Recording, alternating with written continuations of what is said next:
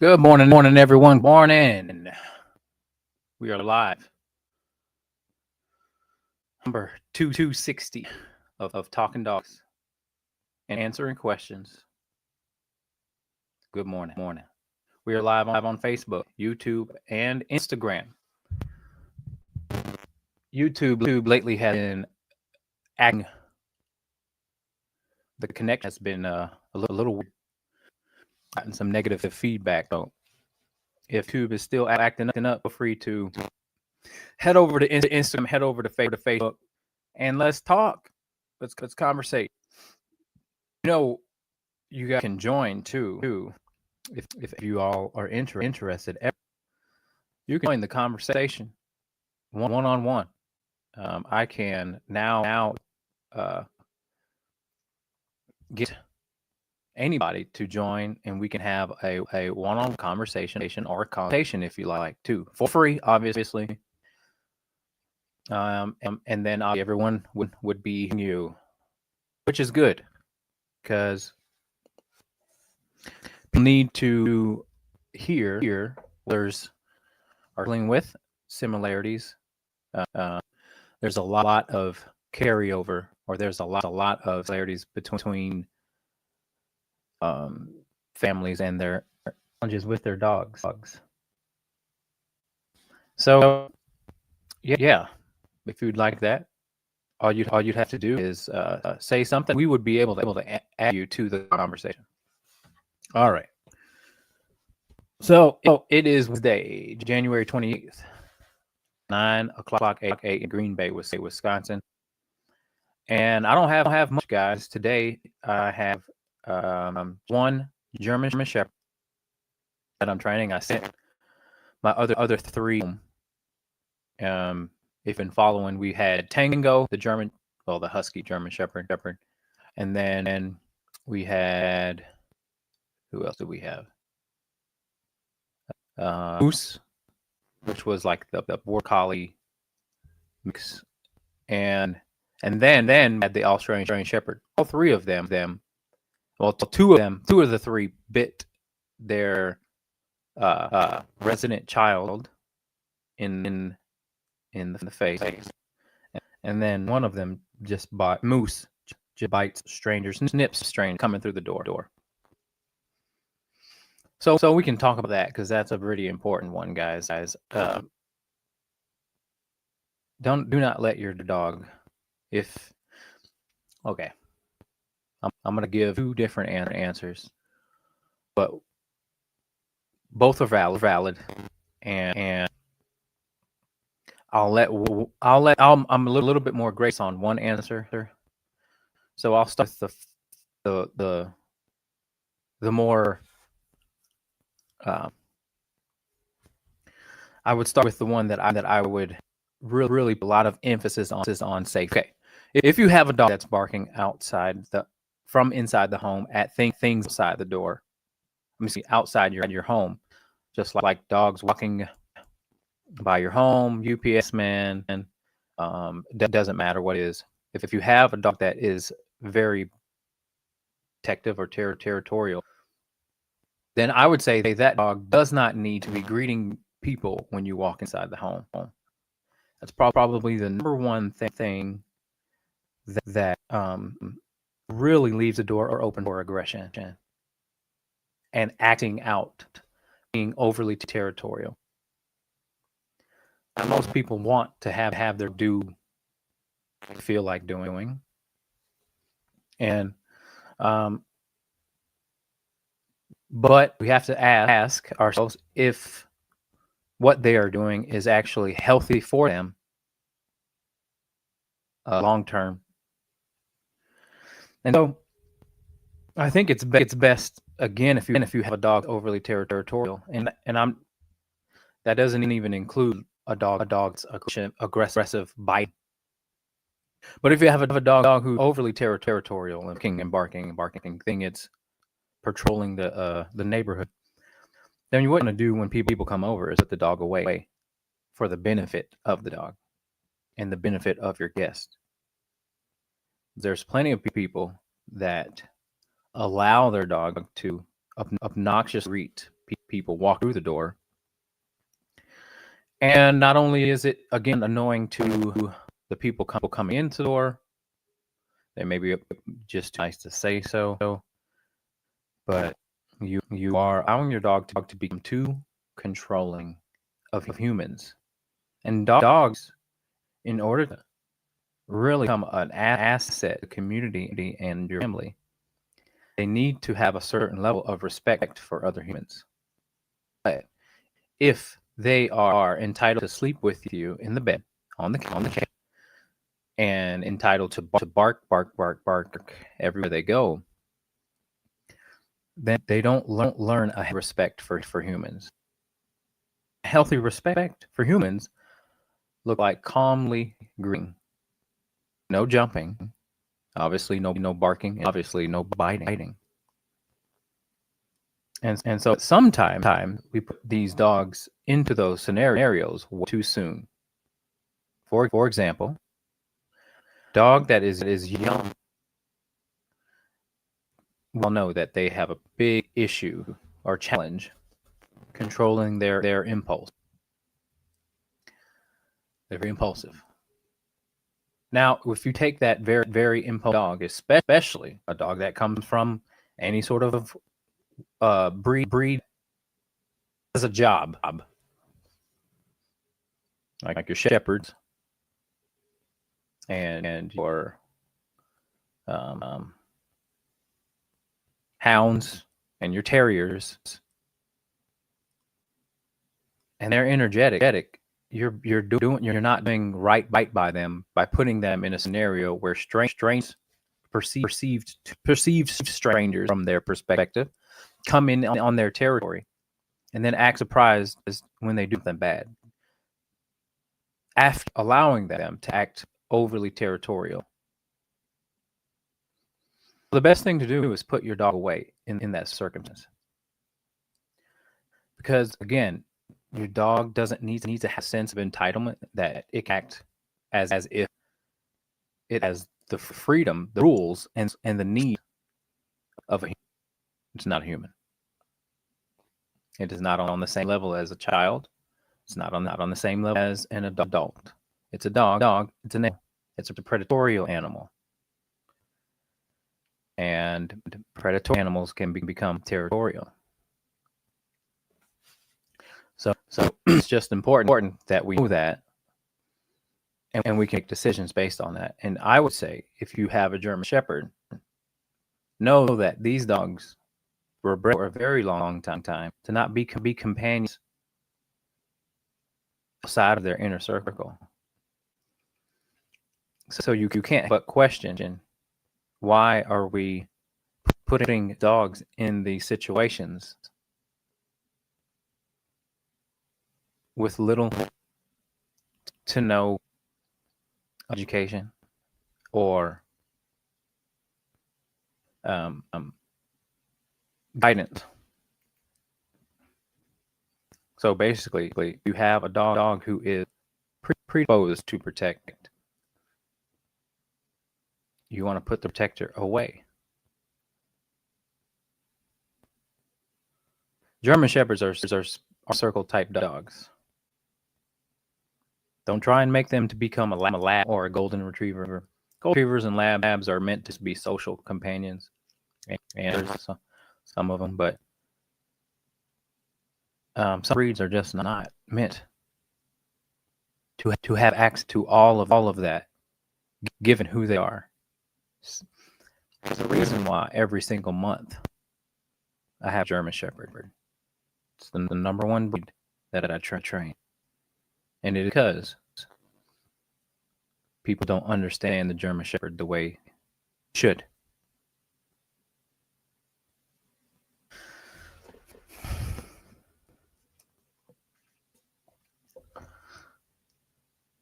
I'm not saying that every German Shepherd can't do what companion breeds do. But what I am saying is that most of the time, don't be surprised if, when trying to get them or thinking that they are like a golden retriever or a lab, don't be surprised when do German Shepherd things. Don't be surprised. Don't call me and say, well, as a pup, he would just kind of shy away from strangers. As a pup, the people say that there was no aggression. Yeah, but the fear is there. And then don't be surprised when people call me and say, well, right around when he got 10 months, he started to bark, lunge, nip, bite. Yeah, because without knowledge of what with that dog and without proper guidance, German Shepherd's just doing German things. It is impulsive, impulsively assertive. It went to a point where they know that their look will make people hesitant. They can pick up on that so quickly. Let me tell you, German Shepherds are probably the number one breed that reads and is able to pick up every single subtle hesitance of a person, and they capitalize on it, whether you know it or not. I mean, I'm talking when I am standing in front of a German Shepherd, they're looking right at me. And if I just move my shoulders or hip back slightly, I'm talking about, to regular human, you wouldn't even be able to pick up on it. But the shepherd is so ready to move forward and to go. They pick up on every little movement. They almost know your thoughts. So what I'm trying to say is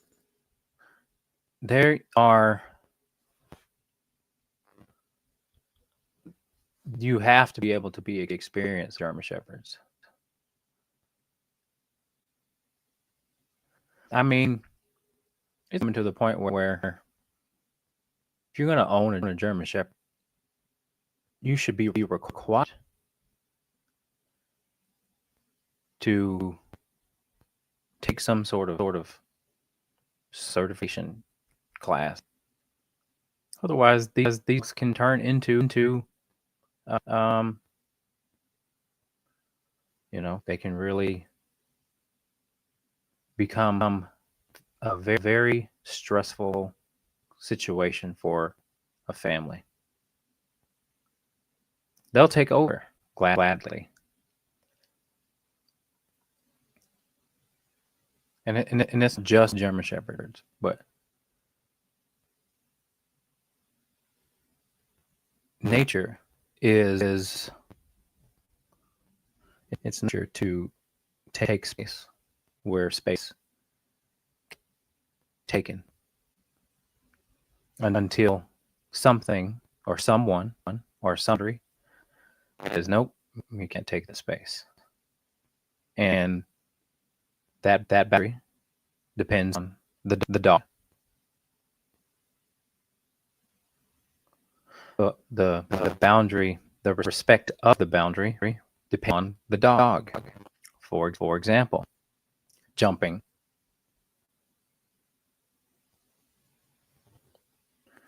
Not a lot of dogs that won't jump. If there's no, let's just say you've never taught a dog how to not. There's not a lot of dogs that take that opportunity to jump. But you want to know what it means? It means they learn something about you if they are allowed to jump on you. They learn that they can push you physically, and you you do something for them as a reaction. You pay attention to them. You give them a massage. You might be with them. But when they jump on you, they're learning information about you. Like when I mean, listen, I've walked into homes where dogs try and jump on me, but dogs will even herd you. They'll try and cut you off. They'll lean on you. They won't let you move. Like that's hurting, but all these little things are trying to figure you out. You guys just think you don't, because you don't know, and you don't them, and that's fair enough. But even if a dog is leaning on you, not just because it might not even be because they like you. It might just be they want a butt massage. And sure, the dogs who really enjoy it. But then again, are figuring you out that it's friendly or not. That's why when I walk to a house and a dog greets me, I either totally ignore them or I stare them down.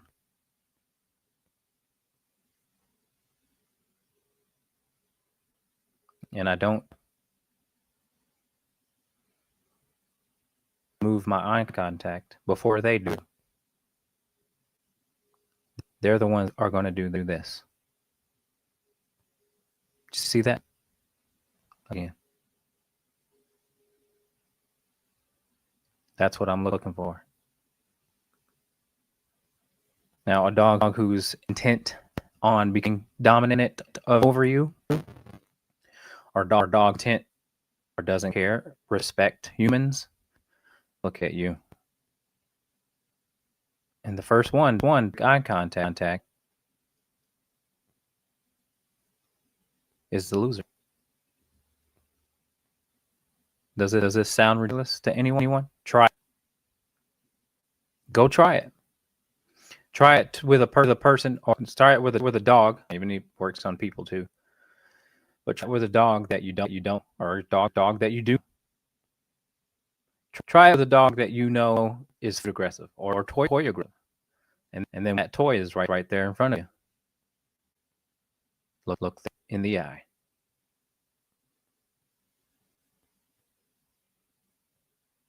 And you stare at them till they look away. Now, if the dog doesn't respect humans or respect you, you will get stared down with the same intent. And the dog will be thinking, you're going to back away. Not going to back away. However, if a dog is a little bit nervous and unsure, and you look them in the eye, they'll nervous. They might kind of slowly back away. But it's a test that every dog should go through because it's important information. There are answers on the internet that suggest you shouldn't look a dog in the eye.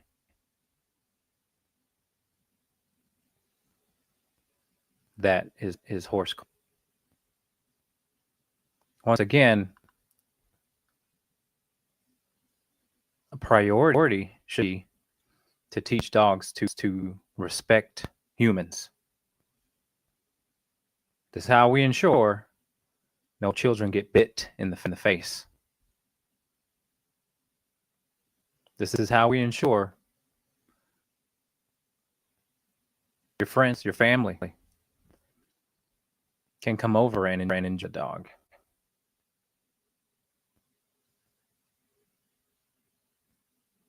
But when I put the food down, and when dogs want to eat their, I have to claim it first. It's my food. Have it if you're respectful. Again, low level way of teaching and obtaining respect. I put the food down. Don't go after it. And lie back away.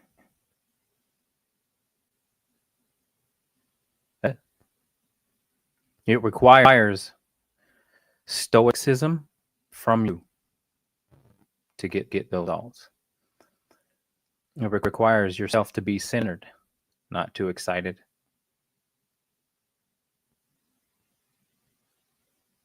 But stoic. You'll be amazed you can do it, dogs,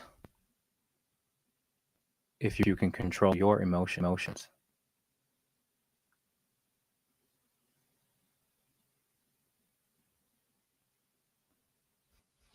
All right, that was a long little rant, but super important that you guys know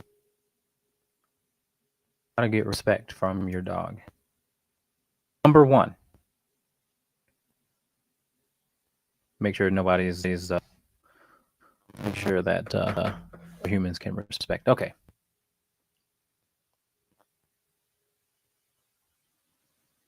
All right, so check this out. I got a white German Shepherd. All right. German Shepherds are different. They really are. They are awesome. I have not met a white German Shepherd I have not fell in love with. They are incredible. Stoic. They're different. They're calm. I haven't met one that I haven't liked. I'm trying to tell. I remember the first calm dog that I was able to walk as a young boy was a white German. It was an incredible experience. I was in elementary school, and I was able to walk this dog. My parents made me walk this dog through the neighborhood by myself. It was huge, and it was walking leash. It was old, obviously, but it was just. I don't even know whose dog it was. I wish I could ask parents.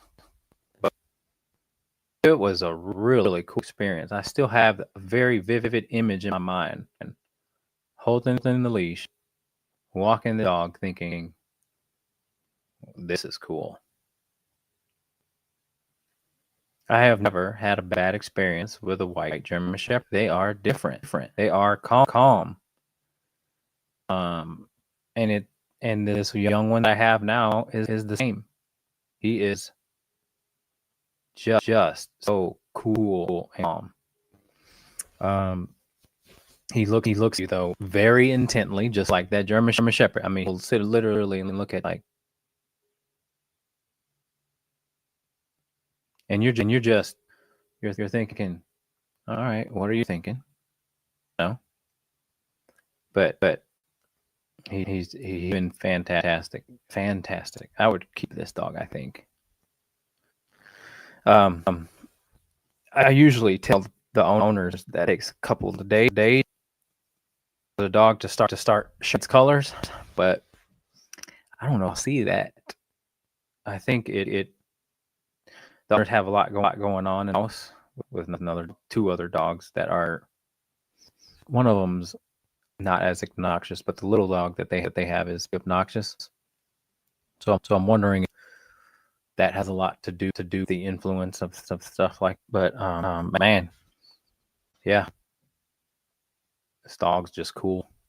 It's all like he just looks like snow. He's like a snow German Shepherd, a snow shepherd. Anyway, those of you who are, if you have any questions, free to ask. You can also join the podcast if you like. be cool. If you would like some sort of consultation, we can talk all about your dog. Don't be embarrassed, because there's plenty of people probably having the same issue.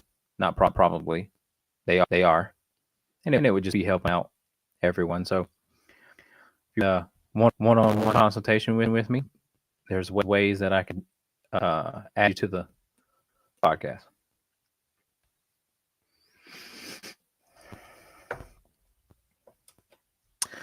Yeah.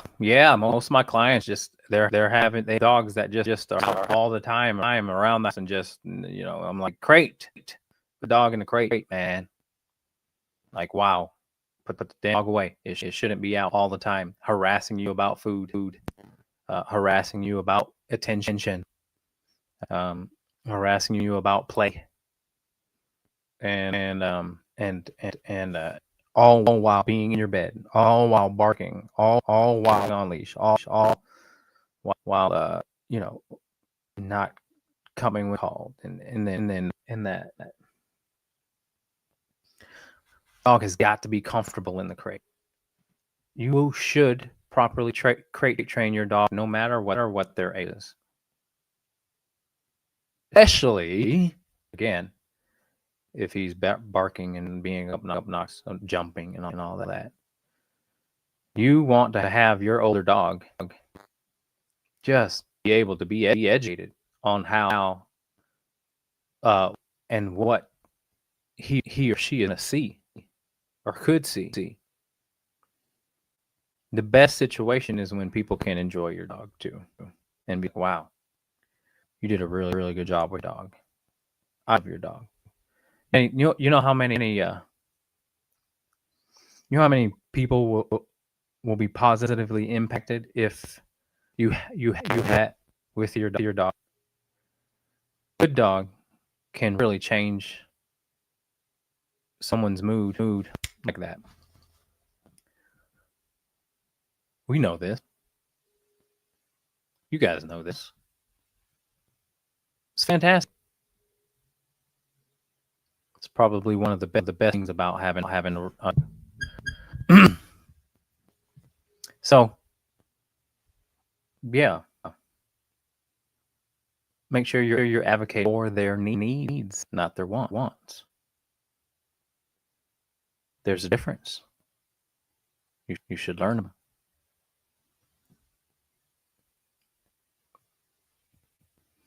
Oh, still got that Lhasa Apso, and he is doing really well. He is a unit.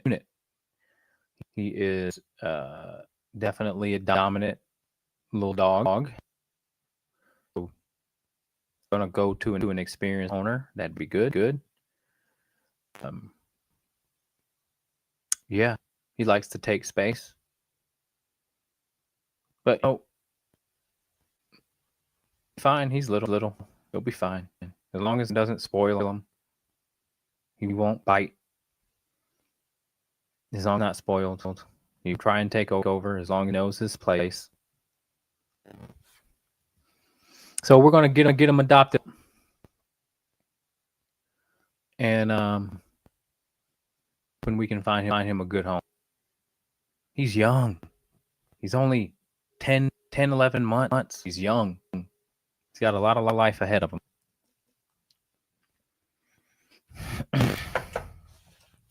If you know anybody who's a good dog owner, an experienced dog owner, and they're looking for a dog, send them my way. Hey, little small dog. He's cute.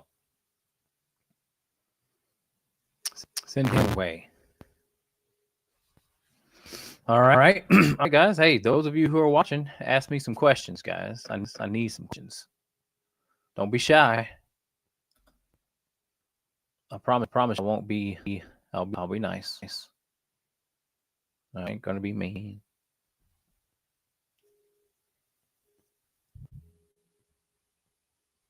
Now some dogs are in calm.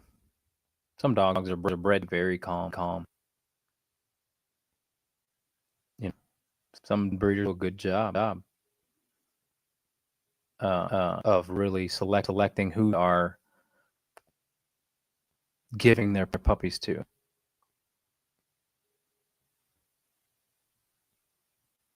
Some breeders are very careful with who they give their dogs to.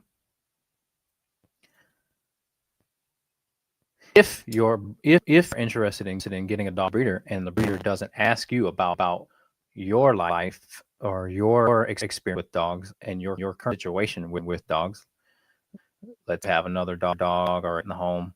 If they're not poking prodding about that, then you probably want to move on to the next breeder.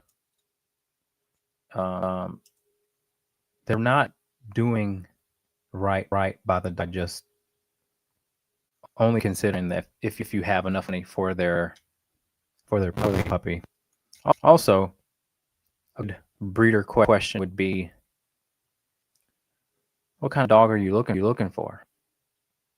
Are you looking for a hyper or a more assertive dog, or are you looking for a reserved dog, or somewhere in the middle? What kind of dog are you looking for? Plus, once they kind of screen you, they'll know who to give you within the litter. They know those personality. They know the parent's personality. So good breeders really screen their clients, while also allowing you to screen them. They're not quick to accept your money. They're asking good questions because they care about their dogs and who their dogs go to. So it's yeah. And also rescues too. Rescues need to do a good job of making sure people are matched with the dog they have. A lot of times, rescue dogs can be evaluated better and be placed in a home that gives that dog a chance of staying there as opposed to being returned. There's a lot of returns. There's a lot of people that call me. I got a dog from a rescue, or even the Humane Society, and all of a sudden this dog acting a fool. Now, if the rescue and the Humane Society start to blame the environment that they're in, it's a red flag for me.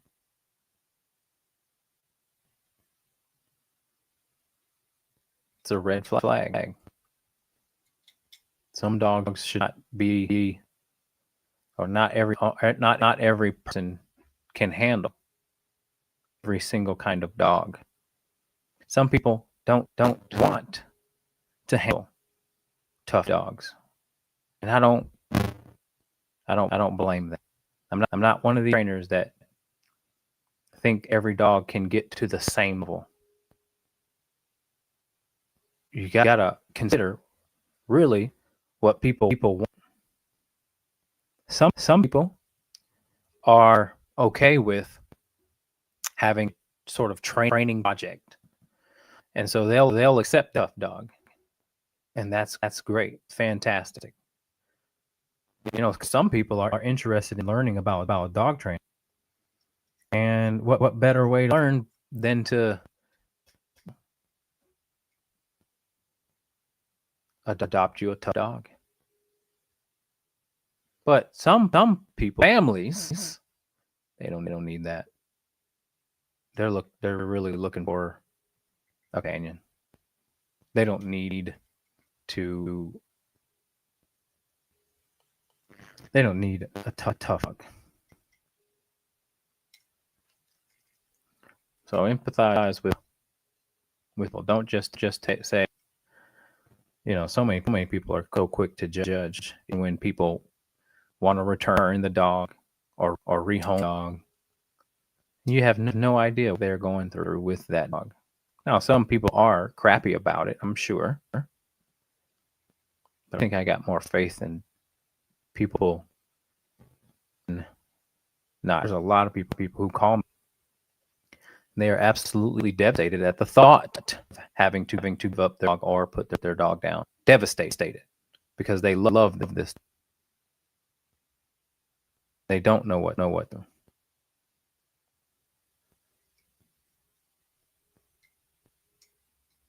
So hey, prompter. Okay, Lori, what you got for me? All right. Sully likes to look for frozen turds while outside in the yard himself. Would you recommend e-collar with no warning? I'm inside watching him do that. Yeah, you try that. It's tough. I just try and pick up poop as best I can, but it's cold, so I get it. I get it.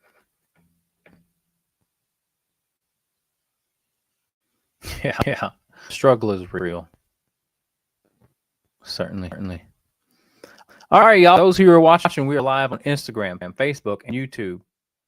Those of you who just joined, free to ask a question. Dog behavior. We are live. This is number 260. So that means YouTube, we have 260 of these. And I've decided to really dedicate myself back to doing it. It helps one person, and that's all that matters. I don't care about anything else. It helps one person. Again, some people call me, man, and they are freaking stressed out. Stressed out to the max. This is our lives. This dog has us held hostage. This is what I hear often. And at the end of the phone conversation with me, I really put their mind at ease, whether they decide money with me or not. It's not my goal. My goal is to educate first. I don't really hold information because I want someone to buy my stuff. I want people to not live like that. I don't want the dog to live like that. I want to tell people it's okay. Help them realize it's you have best of both worlds. There is light in the tunnel. There are some dogs though that do need training. They need time. They need to be spent. They need to spend time with someone who knows how to evaluate all their decisions and throw out the bad ones, or throw out the ones that lead to bad ones, and allow them to do and continue to do the good ones. That's what it's about. It's about balance. And to stand and to create new boundaries that will alleviate a lot of stress, obligatory stress, based on different stimuli of the environment. So, for example, plenty of dogs, when they see another dog, it really stresses them out. When they see another human, it really stresses them out. You name it, doesn't matter what it is. And I want to take that away. I want to take that stress away from them. I want them to see a dog, cat, squirrel, human, baby, bike, motorcycle, car, truck, and I'm to just go, whatever. Let's keep walking. How cool is that? That's a cool walk. That's a peaceful walk. That's optimized enjoyment. Some people don't like walking their dogs because of that. And now the dog has a bunch of pent up energy in your house. And that leads to more destructive behavior, doesn't it? So we gotta give owners the ability to exercise their so for the dog and for the owner. But they can't be worried about if they see a dog, or they see a human, or they whatever. squirrel, maybe pulling their arms off, and especially when you're in the icy conditions, y'all. You know, I had this old lady with a young German Shepherd, and and with a harness, walking dog with a harness. And I've had stories where people have fell and had to be hospitalized, not because the dog did it on purpose. The owner has no control over the dog walking. Was trying the dog some exercise, and the dog seen another dog and took off. There's plenty of videos online on YouTube that are examples of this. So I give dogs, I allow them to just exist in this world and not be so impulsive. Very healthy. Very productive for us too, because that means more dogs are being exercised, which leads to behavior right from the get-go. You cannot have a dog full of energy and not be able to exercise them. Destruction is going to take place because it's going out. Energy is going to come. And we need to be able to give them positive outlet to do so. Does that make sense? I hope so. All right, y'all. I don't know if I get anything for y'all. Next few weeks, I won't be having dogs, but I'll still get on and answer some questions. I want to be able to share some video with you guys so that you guys can learn while I talk. You know? So, all right. Happy Hump Day. We'll see y'all next week. Thanks for watching. Bye-bye. Stay warm.